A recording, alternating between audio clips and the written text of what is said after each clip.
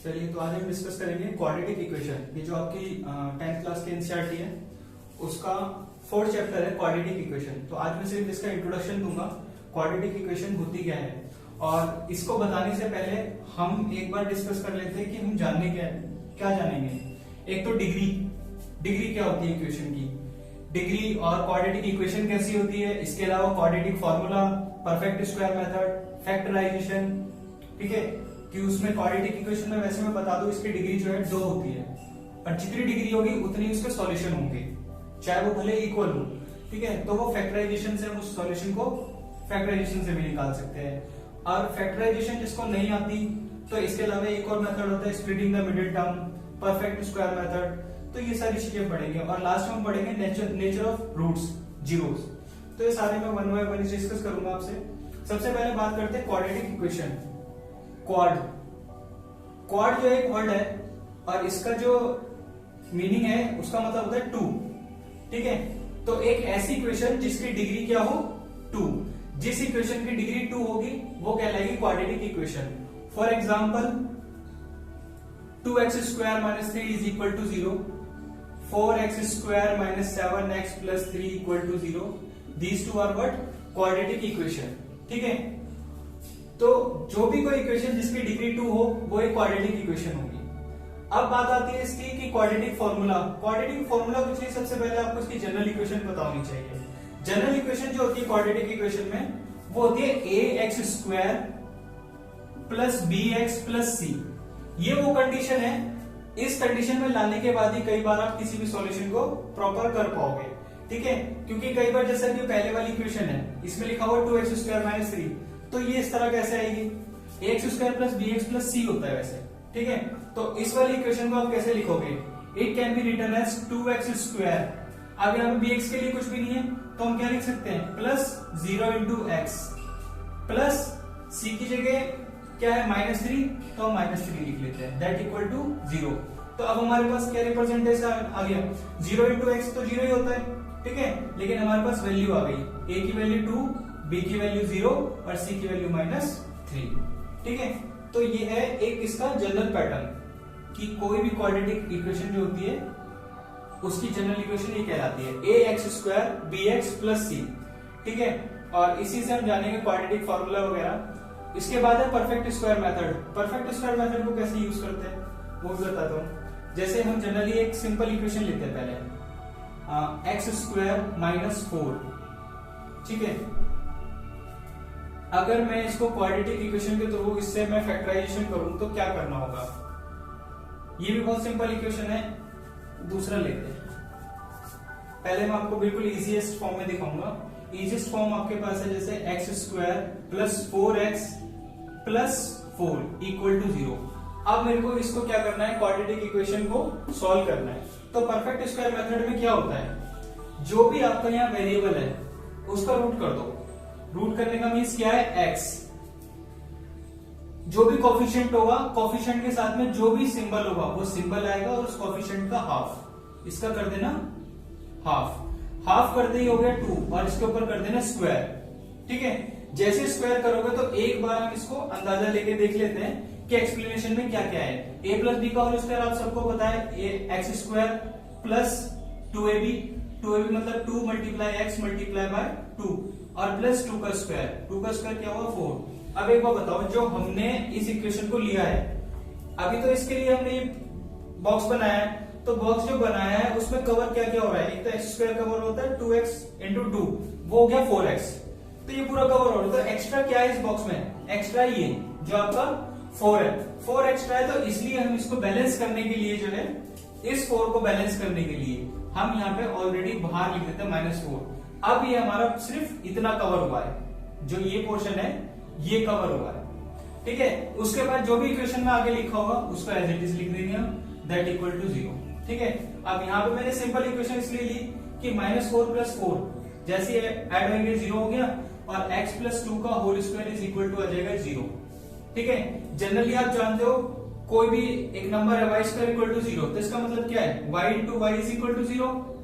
अब अगर कोई भी दो नंबर का मल्टीप्लीकेशन अगर 0 आ जाए तो उसका मतलब क्या है, या तो a इक्वल टू 0 है क्योंकि 0 multiply b is equal to 0, या फिर b 0 है, a multiply 0 is equal to 0।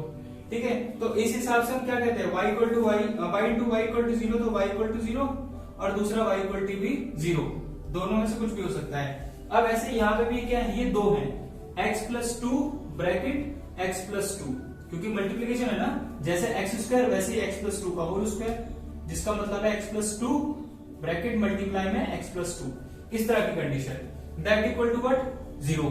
ठीक है, अब इसमें भी वही a और इंटू b आ गया, या तो ये 0 है या ये 0, तो x plus 2 is equal to 0 या x plus 2 is equal to 0। तो यहां से आएगा प्लस का 2 उधर जाके माइनस 2, और उधर भी उसमें भी x इक्वल टू प्लस का 2 उधर जाके माइनस 2। तो फाइनली क्या है, ये सेम सॉल्यूशन वाली कंडीशन थी। ठीक है, तो एक तो इसमें ये था quadratic formula, perfect square method ये। अब ये परफेक्ट स्क्वायर ये तो मैंने लिया है किसी इक्वेशन में, अब मैं आपको दिखाता हूं थोड़ा सा इक्वेशन किसी भी तरह की हो तो कैसे सॉल्व करनी है। ठीक है, फॉर एग्जाम्पल अब हम एक ऐसी इक्वेशन लेंगे 2x स्क्वायर माइनस 7x, इसका परफेक्ट स्क्वायर बनाना है। ठीक है, परफेक्ट स्क्वायर क्यों बनाना है, क्योंकि उससे हम फैक्टराइजेशन कर सके, जैसे कि ये फैक्टराइजेशन हुआ है। ठीक है, अब इसमें क्या होता है, सबसे पहले जो पहली वाली टर्म है इसको सिंपल फॉर्म में लाना है। सिंपल फॉर्म में लाने का मतलब पूरे में 2 से डिवाइड कर दो। ठीक है, पूरे से 2 में डिवाइड करने का मतलब है 2 डिवाइड, यहाँ पे भी 2 डिवाइड, 0 को 2 से डिवाइड करोगे कोई फर्क नहीं पड़ता। लेकिन यहाँ क्या होगा, 2x square divide by 2 x square आएगा, minus 7 upon 2x equal to 0। ठीक है, ये आ गया। अब यहां से हम स्टार्ट करेंगे परफेक्ट स्क्वायर बनाना। मैंने बताया था कि जो यहाँ पे टर्म होगी उसका कर दो रूट, रूट करते क्या आएगा x, जो यहां पर होगी इसका करना है हाफ, और साइन एज इट इज आएगा, साइन जो होगा वही आएगा, इसका कर दो हाफ। 7 अपॉन 2 का अगर मैं हाफ करूं तो that equal to what, 7 1 7 upon 2 2 are 4, तो ये आ गया x माइनस 7 अपॉन 4 का होल स्क्वायर। ठीक है, 7x माइनस 7 अपॉन 4 का होल स्क्वायर, आगे कुछ है नहीं। ठीक है, अब वही चीज दोबारा से करके देखते हैं, a square plus b square, जो कि यहाँ पे नहीं है, कहने का मतलब क्या होगा, a प्लस b का whole square is equal to a square plus b square plus 2ab। बस वो आप खुद देखिएगा कि अगर माइनस है तो 2ab माइनस में रहेगा, तो इसमें जो एक्स्ट्रा होगा ना, हमेशा हमें जो एक्स्ट्रा बाहर बैलेंस करना पड़ेगा वो ये करना पड़ेगा b को, मतलब 7 अपॉन 4, तो माइनस 7 अपॉन 4 का होल स्क्वायर में बाहर बैलेंस कर दूंगा। ऐसा बैलेंस करने से प्रॉपर यही आएगा, अगर आप चाहे तो सॉल्व करके देख सकते हैं। ठीक है, अब इसको ऐसा कंडीशन में लाने के बाद हमारे पास क्या बेनिफिट है, हमारे पास एक पैटर्न बन गया a square minus b square that equal to what, 0। ठीक है, now we can write it as x minus 7 upon 4 और प्लस 7 अपॉन 4। एक तो ये हो गया a प्लस b, और दूसरा हो गया a माइनस बी, कैसे, x माइनस 7 अपॉन 4 और प्लस है, अब माइनस ले लो 7 अपॉन 4। इस तरीके से हमारे पास दो फैक्टर्स आ गए दैट इक्वल टू 0। अब मैंने बताया था जब दो फैक्टर होते हैं तो इनमें से किसी को भी अलग अलग 0 करके देखो, तो यहाँ पे क्या आएगा, x minus 7 upon 4 plus 7 upon 4 is equal to what, 0। तो it means x equal to 0। एक तो आ गया हमारे पास ये सॉल्यूशन। दूसरे सॉल्यूशन में क्या है, x minus 7 upon 4 minus 7 upon 4 is equal to 0, that overall x minus, जब इनको ऐड करेंगे तो आएगा 7 अपॉन 2। ठीक है, 7 अपॉन 2 इज इक्वल टू 0, तो finally x equal to 7 upon 2। तो इस तरीके से आपको दो सॉल्यूशन मिल जाएंगे इसमें। क्यों, क्योंकि क्वाड्रेटिक इक्वेशन है, डिग्री 2 है, तो सॉल्यूशन भी कितने आएंगे, 2 आएंगे। ठीक है, तो ये होता है आपका परफेक्ट स्क्वायर मेथड। बाकी अभी आपकी एक्सरसाइज में जब हम क्वेश्चन करेंगे तो उसमें भी आएंगे और उसमें हम सॉल्यूशन निकाल के देखेंगे। ठीक है, ये थोड़ा मेरे को बेसिक इंट्रो देना था इसका। आगे चलते हैं, नेक्स्ट है इसमें फैक्टराइजेशन। फैक्टराइजेशन में जरा ध्यान देना, लोगों से माइनस और प्लस में मिस्टेक होती है। प्लस और माइनस में मिस्टेक होने का मतलब मैं आपको बताता हूँ कैसे। स्प्लिटिंग का मिडिल टर्म इसके साथ में करने वाले। ठीक है, एक सिंपल टर्म लिख लेते हैं, x square minus 7x plus 12 equal to 0। ठीक है, तो एक तो देखो लोग सबसे बड़ी गलती क्या करते हैं, इसको बोलते हैं माइनस, और जब हम किसी दो नंबर में से डिफरेंस निकालते हैं तो ये होता है सबट्रैक्शन, ये होता है सबट्रैक्शन। माइनस एक साइन है और सब्ट्रैक्शन एक दो चीजों का, दो नंबर के बीच का डिफरेंस है। अब वही हमें समझना है इसमें क्या करते हैं। स्प्लिटिंग द मिडिल टर्म है, यहाँ पे कोई कोफिशिएंट नहीं है, अगर नहीं है तो उसको 1 मान के इन दोनों का मल्टीप्लीकेशन कर देते हैं विद साइन, जो भी यहाँ साइन होगा उस साइन के साथ। अब यहाँ पे मल्टीप्लीकेशन करोगे तो क्या है, 2 मल्टीप्लाई 1, 12 मल्टीप्लाई 1 इज व्हाट 12। अब हमें करना क्या है, दो नंबर ऐसे ढूंढने जिनका मल्टीप्लीकेशन तो क्या आएगा 12 और उनका एडिशन या सब्ट्रैक्शन आएगा -7। ठीक है, उनका एडिशन या सब्ट्रैक्शन आएगा -7। पहले मैं बात करता हूं आपसे मल्टीप्लीकेशन की। मल्टीप्लीकेशन प्लस आ गया, भाई प्लस ही तो है, मल्टीप्लीकेशन प्लस आ गया तो ये इस बात की निशानी या तो वो दोनों नंबर माइनस के हैं या दोनों प्लस के हैं। क्यों, देखो आप भी जानते हो minus multiply by minus is equal two plus, either plus multiply by plus is what plus. Sir अगर एक भी नंबर माइनस का और दूसरा प्लस का हुआ तो सवाल ही नहीं है प्लस का आ जाए, है ना, ये तो आप जानते ही हो। अब एक बात बताओ, जब दो नंबर का मल्टीप्लीकेशन माइनस में आ रहा तो एक माइनस का और एक प्लस का है, और जब दोनों का मल्टीप्लीकेशन प्लस आ रहा तो इट इज श्योर कि दोनों के दोनों सेम है। अब इसमें जो कंडीशन है वो क्या है, इसमें कंडीशन यही है कि जो मल्टीप्लीकेशन आ रहा है मेरा a मल्टीप्लाई सी का, ठीक है, ये जो मल्टीप्लीकेशन आ रहा है ये आ रहा है प्लस में, प्लस का 12। तो प्लस का 12 इस बात की निशानी है कि या तो वो दोनों प्लस के हैं या दोनों माइनस के, मतलब कि दोनों के जो साइन है वो सेम है। अब जब दोनों साइन सेम है तो अब ये भी देख लेते हैं कि साइन माइनस के हैं या प्लस के हैं। 7 किसका है, माइनस का है। अगर दो नंबरों से ओवरऑल सॉल्यूशन माइनस में आ रहा है, वो भी उनको ऐड या सब्ट्रैक्ट करके, तो क्या मतलब है, दोनों माइनस की रहेंगे। चलो ये तो भी सॉल्यूशन है, मैं वैसी बात करता हूँ, -5 है, -2 और -3 करके तो -5 आ सकता है अगर दोनों नंबर सेम है तो इसको बोलते हैं हम एडिशन एक तरह की, कि दोनों नंबर माइनस के हैं, सेम साइन सम। ठीक है, तो इसके हिसाब से आपको क्या ध्यान रखना है कि जब दोनों का मल्टीप्लीकेशन प्लस में आ रहा है तो क्या होगा, ये नंबर जो भी यहाँ पे नंबर है वो किसी चीज का सम है, किसी भी दो नंबर का सम है। और अब होगा क्या, 12 का फैक्टराइजेशन करके देखोगे, 3 multiply by 4 is equal to what 12। चलो जी, 3 और 4 7 आता है, बिल्कुल आता है, 3 और 4 7 आता है। तो अब एक बात बताओ, 3 मल्टीप्लाई 4 करके प्लस का 12 आता है, नो डाउट, लेकिन 3 प्लस 4 करके आता है 7, हमें चाहिए -7। तो ठीक है, -3 मल्टीप्लाई बाय -4 कर दो, लो आ जाएगा प्लस का 12। ठीक है, तो यहां से हमें पता लग जाता है कि हमें करना क्या है, x² - 3x - 4x + 12 is equal to what 0। ठीक है, जब ये आएगा इतना सब कुछ हो जाएगा। अब आपको इसमें लेना होता है कॉमन, x² और -3x, इसमें जब आप कॉमन लोगे, x कॉमन लिया, x - 3 है, x² को x से डिवाइड करोगे, x रह गया भाई, x² डिवाइड बाय x रह गया ना, 3x को डिवाइड करोगे x से तो 3 रह गया, ये -3। अब इस वाले में दोनों में माइनस का 4 कॉमन लोगे, x, और प्लस का 12 जब डिवाइड होगा माइनस के 4 से तो माइनस का नंबर एक बार है, तो ओवरऑल साइन में माइनस आएगा और 4 3s are that equal to 0। अब ये कॉमन है, ये कॉमन है कौन, x - 3 कॉमन है, x - 3 कॉमन है तो अंदर रह गया x और -4 दैट इक्वल टू व्हाट 0। जब ये 0 तो आइदर x - 3 इक्वल टू 0 और x - 4 इक्वल टू 0, तो ये देगा x इक्वल टू 3 और इसकी वजह से आएगा आपके पास x इक्वल टू 4। आगे सर सॉल्यूशन ये होता है। ठीक है, इसको बोलते हैं factorisation, splitting the middle term.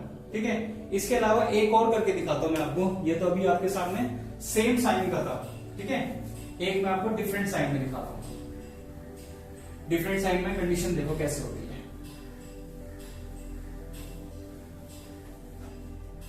Different sign में कंडीशन आएगी, जैसे मान लीजिए मैं एक इक्वेशन लिख रहा हूं, x² माइनस जरूरी है, कुछ भी हो सकता है, माइनस हो या प्लस हो। मान लो इस बार मैं लिखता हूं +5x। ठीक है, ये हो गई टॉपिक। ठीक है, इस बार क्या है, जो c की वैल्यू और a की वैल्यू में क्या है, ये प्लस में है और ये माइनस में है, तो दोनों का मल्टीप्लीकेशन करूंगा, 1 मल्टीप्लाई बाय -14, तो -14 को 1 से मल्टीप्लाई करूंगा तो प्रोडक्ट आएगा कितना, -14। इस बार क्या आ रहा है, प्रोडक्ट माइनस में आ रहा है। जब प्रोडक्ट माइनस में आ रहा है तो आप क्या कहोगे, a मल्टीप्लाई b, दो नंबर का मल्टीप्लीकेशन नेगेटिव कब हो सकता है? या तो a माइनस में हो और b प्लस में हो, या फिर क्या हो -14 is equal to a minus का आ जाए, a प्लस का आ जाए और b माइनस का आ जाए। सिंपल तौर पे बात यही है कि एक नंबर माइनस का होगा और एक प्लस का होगा। चलो 14 का फैक्टर करके देख लो एक बार। 1 मल्टीप्लाई 14 इज इक्वल टू 14, इसके अलावा 2 मल्टीप्लाई 7 इज इक्वल टू 14। ठीक है, जरा डिफरेंस देखो, जब डिफरेंट नंबर होगा तो डिफरेंस देखो क्या आ रहा है, 5 आ रहा है। 1 और 14 का डिफरेंस तो 13 है। ठीक है, ये तो काम कर रही है। 2 और 7 का जो डिफरेंस है वो क्या है, 5, तो ये काम करें। अब ये काम का इसमें करना क्या है, देखो -2 मल्टीप्लाई 7 इक्वल टू भी -14 आएगा, और 2 मल्टीप्लाई -7 इक्वल टू भी क्या आएगा, -14। लेकिन यहां पे यूज कौन सा होगा, यहां पे यूज होगा -2 + 7 करने से जो प्लस का 5 थे, क्योंकि दूसरे कंडीशन में क्या आ रहा है, 2 - 7 इज इक्वल टू -5। तो एक और इक्वेशन हो सकती थी, अगर यहाँ -5x होता तो हम इसको सिलेक्ट करते, और यहाँ प्लस का 5x है तो ऐसी कंडीशन सेलेक्ट करेंगे जिसमें प्लस का 5 है। ठीक है, मल्टीप्लाई करने से चाहे इसको कर लो चाहे इसको कर लो, अगर इन दोनों नंबर को मल्टीप्लाई करोगे तो -14 ही आना है।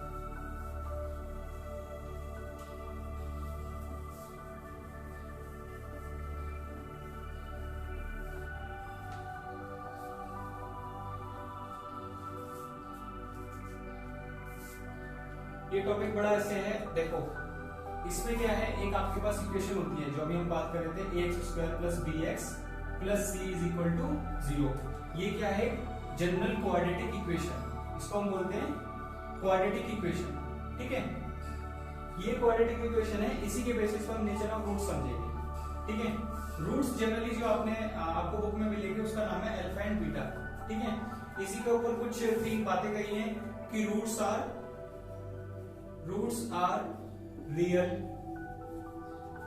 And unequal. एक कंडीशन होगी roots are real and equal, और एक कंडीशन है रूट्स आर इमेजिनरी कह लो या नॉट रियल। ठीक है, तो मैं आपको तीनों कंडीशन बताता हूं ये कैसे होता है। एक एग्जांपल के तौर पे कोई इक्वेशन ले लेते हैं, जैसे 2x² - 7x + 8 is equal to 0। ये एक इक्वेशन है, इसमें a की वैल्यू क्या है 2, b की वैल्यू -7 और c की वैल्यू 8। ठीक है, इसमें होती है एक d का वैल्यू होता है b² - 4ac। इसी से हम समझेंगे इसको। तो पहले जो एक एग्जांपल के तौर पे इक्वेशन ली है, इसी को सॉल्व करते हैं। b का वैल्यू क्या, -7 -7 का square -4 multiply by a is what 2, c की वैल्यू है 8, दैट इक्वल टू -7 का स्क्वायर क्या आएगा 49 -4 2 आर 8 एंड 8 8 आर 64। वैल्यू क्या हुई, नेगेटिव। जो भी है डिफरेंस बट नेगेटिव आया ना, नेगेटिव वैल्यू अगर आ गई तो उसी को बोलते हैं हम रूट्स आर इमेजिनरी। ठीक है, जब d की वैल्यू क्या आएगी, नेगेटिव आएगी, तो रूट्स जो कहलाएंगे वो इमेजिनरी कहलाएंगे। अब ऐसे एक और कंडीशन समझते हैं, अगर इसकी जगह कुछ और होता,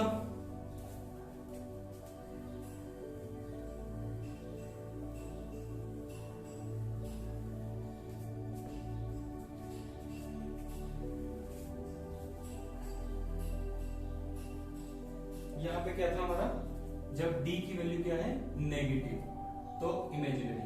ठीक है, अब देखते हैं इक्वल। मैंने भी एक इक्वेशन की थी स्टार्टिंग में, x² + 4x + 4 is equal to what 0। जरा इसके हिसाब से करके देखते हैं। इसमें क्या आएगा, d is equal to b² - 4ac, वही सेम फॉर्मूला।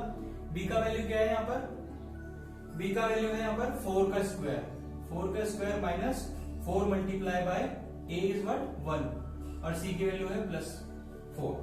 फाइनली 4 का स्क्वायर हो गया 16 -4 1 is 4 multiply by 4 is 16, overall हो गई 0। तो जब d की वैल्यू 0 होगी तब रूट्स क्या माने जाएंगे, roots are real and equal. और ये वही कंडीशन होती है जो आपके पास परफेक्ट स्क्वायर होता है। फॉर एग्जांपल जैसे मान लीजिए x + 4 का whole square is equal to 0। तो ये जो इक्वेशन खुल के आएगी, इसको अगर आप इस वाली इक्वेशन में एक बार टेस्ट करोगे तो their roots real and equal. ठीक है, क्योंकि x + 4 को जब आप स्प्लिट करोगे तो यही तो होता है x प्लस 4 और x प्लस 4 दोनों सेम है, तो इसी बात का कंफर्मेशन। ठीक है, अब एक कंडीशन कैसी आएगी, एक कंडीशन आएगी वो जिसमें रूट्स क्या होंगे, अनइक्वल होंगे, रियल तो होंगे बट अनइक्वल होंगे। अब वो लास्ट इक्वेशन बनाता हूं मैं इसमें, वो कंडीशन ऐसे होगी x square minus 3x, x square minus 3x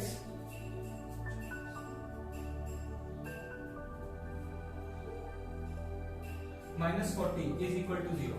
ये कंडीशन, इसमें आएंगे roots are real and unequal. जैसे देखो बी स्क्वायर माइनस 4ac, क्या फॉर्मूला है, कैपिटल B का, इसका मतलब है b की वैल्यू है माइनस 3 का whole square, minus 4 multiply a और मल्टीप्लाई c की वैल्यू क्या है माइनस 40। जरा ध्यान से देखो माइनस 40, ठीक है, तो माइनस 3 का जो स्क्वायर करूंगा वो आएगा 9, माइनस मल्टीप्लाई माइनस प्लस 4 को 4 से मल्टीप्लाई करो 160 हो गया। ठीक है, 4 4 16 और साथ में 0 आ गई। अब 160 प्लस 9 करूंगा तो आ गया 169। ठीक है, तो ये कंडीशन जो होगी, इस कंडीशन में आप बोलोगे क्या कि roots are real and unequal. ये है इसके 3 अलग अलग कंडीशन, नेचर ऑफ रूट्स। ठीक है, इसी से हम आगे पढ़ेंगे अल्फा और बीटा के बारे में, जिसमें कंडीशन दी हुई है नेचर ऑफ रूट्स में। आपके सामने इक्वेशन आएगी कुछ इस तरह,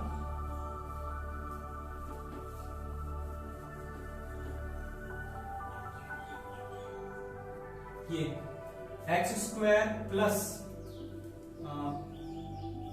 नहीं माइनस भी लिखा हूं उसकी, alpha beta x plus alpha beta.